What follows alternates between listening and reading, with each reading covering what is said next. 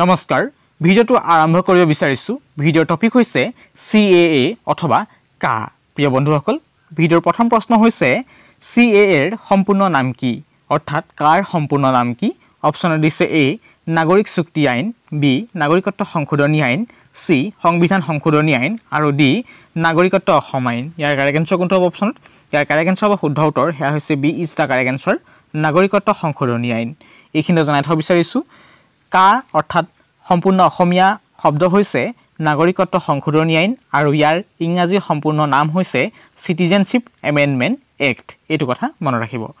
next প্ৰশ্ন হৈছে question number 2 সুধিছে CAA লোকসভাত কেতিয়া গৃহীত হৈছিল অৰ্থাৎ সিটিজেনশিপ এমেন্ডমেন্ট এক্ট বা নাগৰিকত্ব সংশোধনী আইন লোকসভাত কেতিয়া গৃহীত হৈছিল অপচন দিছে A 2019 চনৰ 11 ডিসেম্বৰ B 2019 চনৰ 31 ডিসেম্বৰ C 2019 চনৰ 14 জানুৱাৰী আৰু D 2024 চনৰ 11 মাৰ্চ ইয়াৰ কাৰেক্ট আনসাৰ হ'ব কোনটো ইয়াৰ কাৰেক্ট আনসাৰ অপচন নম্বৰ হেয়া হৈছে বিশেষকৈ A is the correct answer 2019 চনৰ 11 ডিসেম্বৰ মনত ৰাখিব 2019 চনৰ 11 ডিসেম্বৰত CAA চমুকৈ সিটিজেনশিপ এমেন্ডমেন্ট এক্ট লোকসভাত গৃহীত কৰা হৈছিল এইটো কথা মনত ৰাখিব নেক্সট প্ৰশ্ন হৈছে কোৱেশ্চন নম্বৰ 3 সুধিছে CAA বা নাগৰিকত্ব সংশোধনী আইন ৰাজ্যসভাত কেতিয়া গৃহীত হৈছিল অপচন দিছে A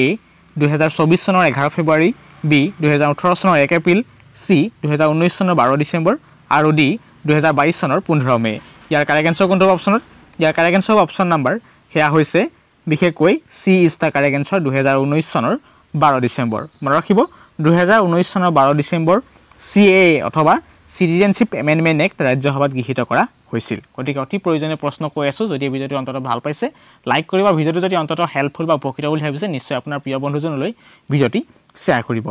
নেক্সট প্ৰশ্ন লাগবাহু নেক্সট প্ৰশ্ন হৈছে কোৱেশ্চন নম্বৰ 4 সুধিছে CAA মতে কেইখন দেশৰ শৰণাৰ্থীয়ে ভাৰতত নাগৰিকত্ব লাভ কৰিব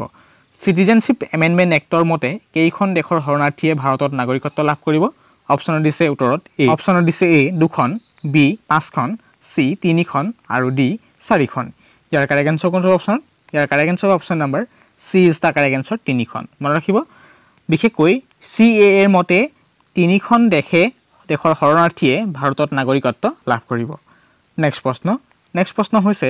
কোৱেশ্চন নম্বৰ 5 সুধিছে CAA ভাৰতত কেতিয়া বলবৎ কৰা হৈছিল CAA ভাৰতত কেতিয়া বলবৎ কৰা হৈছিল অপচন দিছে A 2022 চনৰ 15 নৱেম্বৰ B 2024 চনৰ 11 মাৰ্চ C 2021 চনৰ 11 মাৰ্চ D 2019 চনৰ 15 আগষ্ট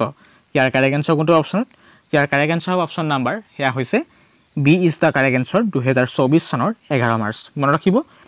CAA নাগৰিকত্ব সংশোধনী আইন ভাৰতত কেতিয়া বলবৎ কৰা হৈছিল হেয়া হৈছে 2024 চনৰ 11 মাৰ্চ এইখিনি জনাই থব বিচাৰিছো যি আমাৰ সিটিজেনশিপ এমেন্ডমেন্ট এক্ট এই এক্টখন কেতিয়া গৃহীত কৰা হৈছিল লোকসভা আৰু ৰাজ্যসভাত হেয়া হৈছে 2019 চনত আৰু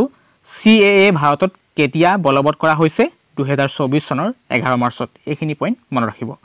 গতিকে গৃহীত কেতিয়া হৈছিল 2019 তে গতিকে বলবৎ কেতিয়া হৈছে 2024 চনৰ 11 মাৰ্চত নেক্সট প্ৰশ্ন হৈছে কোৱেশ্চন নম্বৰ 6 সুধিছে CAA এৰ মতে ভাৰতত নাগৰিকত্ব লাভ কৰিবলগীয়া দেশ কোনবোৰ বা CAA এৰ মতে ভাৰতত কোনবোৰ দেশৰ নাগৰিকত্ব লাভ কৰিব অপচন দিছে A Bangladesh Pakistan Afghanistan B Japan Australia Afghanistan C Sri Lanka Bangladesh আৰু D নেপাল ভুটান পাকিস্তান ইয়াৰ কাৰেক্ট আনসাৰ কোনটো অপচনত ইয়াৰ কাৰেক্ট আনসাৰ হ'ব আমাৰ 6 নম্বৰ উত্তৰ হেয়া হৈছে A is the correct answer Bangladesh Pakistan আৰু আফগানিস্তান মনত ৰাখিব এই তিনিখন দেশ বাংলাদেশ পাকিস্তান আফগানিস্তান এই তিনিখন দেশে নাগৰিকত্ব লাভ কৰিব সিটিজেনশিপ এমেন্ডমেন্ট এক্টৰ মাধ্যমেৰে মনত ৰাখিব নেক্সট প্ৰশ্ন হৈছে 7 নম্বৰ কোৱেশ্চন নম্বৰ 7 CAA এৰ মতে কোন চনৰ পূৰ্বে অহা লোকসকলে ভাৰতত নাগৰিকত্ব লাভ কৰিব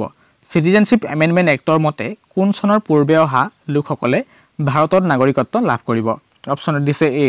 2015 চনৰ 31 ডিসেম্বৰ পূৰ্বে B 2014 চনৰ 31 ডিসেম্বৰ পূৰ্বে C 2011 চনৰ 11 জানুৱাৰী পূৰ্বে আৰু D 1971 চনৰ 24 মাৰ্চৰ পূৰ্বে ইয়াৰ কাৰেক্ট আনসাৰ কোনটো অপচনত ইয়াৰ কাৰেক্ট আনসাৰ অপচন নম্বৰ হেয়া হৈছে B is the correct answer 2014 চনৰ 31 ডিসেম্বৰ পূৰ্বে মনত ৰাখিব যে সিটিজেনশ্বিপ এমেণ্ডমেণ্ট এক্ট ইতিমধ্যে আপুনি জানিছে আৰু বুজিছে গতিকে এই সিটিজেনশ্বিপ এমেণ্ডমেণ্ট এক্টত কোনবোৰ লোকে ভাৰতীয় নাগৰিকত্ব লাভ কৰিব 2014 চনৰ পৰা 31 ডিচেম্বৰ পূৰ্বে যিখিনি ব্যক্তি আহিছিল ভাৰতলৈ তেখেতলোকেহে এই নাগৰিকত্ব লাভ কৰিব অৰ্থাৎ 2014 চনৰ 31 ডিচেম্বৰ পাছৰখিনিয়ে নাগৰিকত্ব লাভ নকৰে আৰু কোনবোৰ দেশৰ ভিতৰত লাভ কৰিব সেয়া হৈছে আপুনি নিশ্চয় গম পাইছে মই আকৌ পুনৰ কথাটো বুজাই দিছোঁ সেয়া হৈছে বাংলাদেশ পাকিস্তান মই আণ্ডাৰলাইন কৰি কথাটো বুজাই দিছোঁ বাংলাদেশ পাকিস্তান আৰু আফগানিস্তানৰ ব্যক্তিসকল যদি মনত ৰাখিব যদি তেখেতলোক 2014 চনৰ 31 ডিচেম্বৰ পূৰ্বে আহিছিল তেখেতলোকেহে এই সিটিজেনশ্বিপ এমেণ্ডমেণ্ট এক্টৰ যোগেদি বিশেষকৈ নাগৰিকত্ব লাভ কৰিব এইটো কথা মনত ৰাখিব নেক্সট প্ৰশ্ন হৈছে কোৱেশ্চন নম্বৰ 8 নম্বৰ প্ৰশ্ন CAA অথবা কাৰ গৃহীত হোৱাৰ সময়ত ভাৰতৰ গৃহমন্ত্ৰী কোন আছিল সিটিজেনশ্বিপ এমেণ্ডমেণ্ট এক্টৰ গৃহীত হোৱাৰ সময়ত ভাৰতৰ গৃহমন্ত্ৰী কোন আছিল অপশ্যন দিছে A Amit Shah B Rajnath Singh C Nitin Gadkari D Piyush Goyal ইয়াৰ কাৰেক্ট এনসাৰ কোনটো অপশ্যনত ইয়াৰ কাৰেক্ট এনসাৰ অপশ্যন নম্বৰ হেয়া হৈছে A is the correct answer Amit Shah মনত ৰাখিব যেতিয়া আমাৰ সিটিজেনশ্বিপ এমেণ্ডমেণ্ট এক্ট গৃহীত হৈছিল তেতিয়া গৃহমন্ত্ৰী কোন আছিল ভাৰতৰ অমিত শাহ এইটো কথা মনত ৰাখিব নেক্সট প্ৰশ্ন হৈছে কোৱেশ্চন নম্বৰ 9 সুধিছে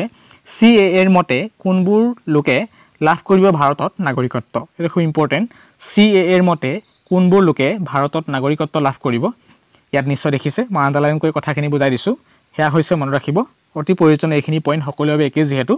ইয়াত উল্লেখ কৰা হৈছে হিন্দু শিখ জৈন পাৰ্চী বৌদ্ধ শিখ খ্ৰীষ্টান এই সকলো ধৰ্মৰ লোকে লাভ কৰিব নাগৰিকত্ব মনত ৰাখিব হিন্দু শিখ জৈন পাৰ্চী বৌদ্ধ খ্ৰীষ্টান এই সকলো ধৰ্মৰ লোকে লাভ কৰিব নাগৰিকত্ব এইখিনি কথা মনত ৰাখিব নেক্সট প্ৰশ্ন হৈছে কোৱেশ্চন নম্বৰ 10 সুধিছে 2019 CAA অৰ্থাৎ 2019 কা গৃহীত হোৱাৰ সময়ত ভাৰতত ৰাষ্ট্ৰপতি কোন আছিল অপশ্যনত দিছে A দ্ৰৌপদী মুৰ্মু B প্ৰতিভা দেৱী সিং পাটিল C ৰামনাথ কোবিন্দ D প্ৰণৱ মুখাৰ্জী ইয়াৰ কাৰেক্ট এনসাৰ কোনটো অপশ্যনত ইয়াৰ কাৰেক্ট এনসাৰ অপশ্যন নম্বৰ হেয়া হৈছে C is the correct answer হেয়া হৈছে ৰামনাথ কোবিন্দ মনত ৰাখিব ৰামনাথ কোবিন্দ আছিল কেতিয়া যেতিয়া 2019 চনৰ CAA গৃহীত হৈছিল তেতিয়া ৰাষ্ট্ৰপতি আছিল আৰু তেওঁ স্বাক্ষৰিত কৰিছিল আৰু স্বাক্ষৰিত কৰি দিয়াৰ লগে লগে এখন আইনলৈ ৰূপান্তৰ হৈছিল মনত ৰাখিব প্ৰথমে কেব আছিল সিটিজেন এমেণ্ডমেণ্ট বিল আছিল তেতিয়া তেখেতে সিগনেচাৰ কৰিলে সাইন কৰিলে ৰামনাথ কোবিন্দে তেতিয়া এখন পুনৰ আইনলৈ ৰূপান্তৰ হ'ল বা আইন হৈ পৰিল সেইবাবে কোৱা হ'ল CAA মনত ৰাখিব নেক্সট প্ৰশ্ন হৈছে কোৱেশ্চন নম্বৰ 11 CAA গৃহীত হোৱাৰ পূৰ্বে ভাৰতত কোনখন নাগৰিকত্ব আইন আছিল CAA গৃহীত হোৱাৰ পূৰ্বে ভাৰতত কোনখন নাগৰিকত্ব আছিল অপশ্যনত দিছে A নাগৰিক সুৰক্ষা আইন B নাগৰিকত্ব আইন 1955 C মৌলিক অধিকাৰ D সাংবিধানিক নাগৰিক অধিকাৰ ইয়াৰ কাৰেক্ট এনসাৰ কোনটো অপশ্যনত ইয়াৰ কাৰেক্ট এনসাৰ অপশ্যন নম্বৰ হেয়া হৈছে বিশেষকৈ B is the correct answer নাগৰিকত্ব আইন 1955 মনত ৰাখিব নাগৰিকত্ব আইন 1955 CAA গৃহীত হোৱাৰ পূৰ্বে থকা আইনখনৰ নাম আৰু এই আইনখনকে নাগৰিকত্ব আইন 1955 কে পুনৰ কি কৰিছে আমাৰ সংশোধন কৰিছে গতিকে সংশোধন কৰি কি হৈছে সিটিজেনশ্বিপ এমেণ্ডমেণ্ট এক্ট কৰা হৈছে এইটো কথা মনত ৰাখিব নেক্সট প্ৰশ্ন হৈছে কোৱেশ্চন নম্বৰ 12 12 নম্বৰ প্ৰশ্ন সংবিধানৰ কিমান নং অধিসূচনা অনুযায়ী কিছুমান ৰাজ্যৰ জনজাতিৰ ঠাইত এই CAA প্ৰযোজ্য নহয় অৰ্থাৎ সিটিজেনশ্বিপ এমেণ্ডমেণ্ট এক্ট এনেকুৱা এখন অতি প্ৰয়োজনীয় কাৰণ এইখিনি প্ৰশ্ন চোৱাটো খুব ইম্পৰ্টেণ্ট ইয়াত কৈছে কি সংবিধানৰ কিমান নং অধিসূচনা অনুযায়ী কিছুমান ৰাজ্যৰ জনজাতিৰ ঠাইত এই কা অথবা সিটিজেনশ্বিপ এমেণ্ডমেণ্ট এক্ট প্ৰযোজ্য নহয় ইয়াৰ শুদ্ধটো কোনটো অপশ্যনত নিশ্চয় দেখিছে A অষ্টম B নৱম C ষষ্ঠ আৰু D সপ্তম ইয়াৰ কাৰেক্ট এনসাৰ কোনটো অপশ্যনত ইয়াৰ কাৰেক্ট এনসাৰ অপশ্যন নম্বৰ হেয়া হৈছে বিশেষকৈ কোনটো হ'ব C is the correct answer ষষ্ঠ গতিকে খুব ইম্পৰ্টেণ্ট প্ৰশ্ন গতিকে সংবিধানৰ কিমান নং অধিসূচনা অনুযায়ী কিছুমান ৰাজ্যৰ জনজাতিৰ ঠাইত এই কা সিটিজেন এমেণ্ডমেণ্ট এক্ট প্ৰযোজ্য নহয় ষষ্ঠ আৰু কোনবোৰ ঠাইত বা কোনবোৰ ৰাজ্যত বিশেষকৈ প্ৰযোজ্য নহয় কিছুমান ঠাইত যিবোৰ জনজাতি আছে সেয়া হৈছে ধৰক অসম মেঘালয় মিজোৰাম ত্ৰিপুৰাত এই ৰাজ্যসমূহত যিখিনি কিছুমান জনজাতি আছে সেই জনজাতি থকা ঠাইসমূহত বিশেষকৈ এই কা প্ৰযোজ্য নহয় এইটো কথা মনত ৰাখিব নেক্সট প্ৰশ্ন হৈছে কোৱেশ্চন নম্বৰ 13 সুধিছে অসম চুক্তি কেতিয়া স্বাক্ষৰিত হৈছিল অসম চুক্তি কেতিয়া স্বাক্ষৰিত হৈছিল অপশ্যন দিছে A 1994 চনত B 1985 চনত C 1982 চনত আৰু ডি 1955 চনত ইয়াৰ কাৰেক্ট আনসাৰ কোনটো অপচনত ইয়াৰ কাৰেক্ট আনসাৰ অপচন নাম্বাৰ হ্যা হৈছে B is the correct answer 1985 চনত মনত ৰাখিব গতিকে 1985 চনত গতিকে 1985 চনত অসম চুক্তি স্বাক্ষৰিত কৰা হৈছিল বা স্বাক্ষৰিত হৈছিল নেক্সট প্ৰশ্ন হৈছে কোৱেশ্চন নম্বৰ 14 সুধিছে CAA গৃহীত হোৱাৰ সময়ত অসমৰ মুখ্যমন্ত্ৰী কোন আছিল অথবা সিটিজেনশিপ এমেন্ডমেন্ট এক্ট বা অসমীয়াত নাগৰিকত্ব সংশোধনী আইন গৃহীত হোৱাৰ সময়ত অসমৰ মুখ্যমন্ত্ৰী কোন আছিল অপচনত দিছে A Prafulla Kumar Mahanta B Sarbananda Sonowal C Himanta Biswa Sarma D Tarun Gogoi ইয়াৰ কাৰেক্ট আনসাৰ কোনটো অপচনত ইয়াৰ কাৰেক্ট আনসাৰ অপচন নাম্বাৰ হ্যা হৈছে B is the correct answer Sarbananda Sonowal মনত ৰাখিব যেতিয়া CAA গৃহীত হৈছিল তেতিয়া সেই সময়ত অসমৰ মুখ্যমন্ত্ৰী কোন আছিল সৰ্বানন্দ সোণোৱাল এইখিনি কথা মনত ৰাখিব নেক্সট প্ৰশ্ন পূৰ্বৰতে আজি আপোনাৰ ভিডিঅলৈ গুৰুত্বপূৰ্ণ অন্তিমটো প্ৰশ্ন হিতানত প্ৰশ্ন আপোনালোকলৈ আগবাঢ়াইছো যদি শুদ্ধ উত্তৰ জানে কমেন্ট বক্সত কমেন্ট নকৰাকৈ নাথাকিব আজিৰ ভিডিঅৰ প্ৰশ্ন হিতানত প্ৰশ্ন হৈছে যে কোৱেশ্চন নম্বৰ 15 সুধিছে CAA বলবৎ হোৱাৰ সময়ত কি বাৰ আছিল CAA বলবৎ হোৱাৰ সময়ত কি বাৰ আছিল অপচনত দিছে এ সোমবাৰ বি শুক্ৰবাৰ সি বৃহস্পতিবাৰ আৰু ডি শনিবাৰ ইয়াৰ কাৰেক্ট আনসাৰ যদি জানে কমেন্ট বক্সত কমেন্ট নকৰাকৈ নাথাকিব আজি গুৰুত্বপূৰ্ণ প্ৰশ্ন হিতানত প্ৰশ্ন হৈছে যে CAA বা নাগৰিকত্ব সংশোধনী আইন যি সময়ত বলবৎ কৰা হৈছিল সেই বলবৎ কৰা সময়ত বাৰটো কি আছিল অপচনত দিছে এ সোমবাৰ বি শুক্ৰবাৰ সি বৃহস্পতিবাৰ আৰু ডি শনিবাৰ যদি শুদ্ধ উত্তৰ জানে কমেন্ট বক্সত কমেন্ট নকৰাকৈ নাথাকিব আকৌ নতুন ভিডিঅ লৈ অহাৰ প্ৰতিশ্ৰুতিৰে আজিৰ ভিডিঅ ইয়াতে সামৰণি মাৰিছো আৰু ভিডিঅ যদি চাই কেনেকুৱা পালে কমেন্ট বক্সত নজনাকৈ নাথাকিব আৰু ভিডিঅ লাইক কৰিব আৰু চেনেলটি যদি প্ৰথমবাৰ চাই আছে এনেকুৱা ধৰণৰ গুৰুত্বপূৰ্ণ ইনফৰমেটিভ ভিডিঅ পাই থাকিবলৈ আমাৰ চেনেলটিক সাবস্ক্ৰাইব কৰিব ধন্যবাদ জয় আই অসম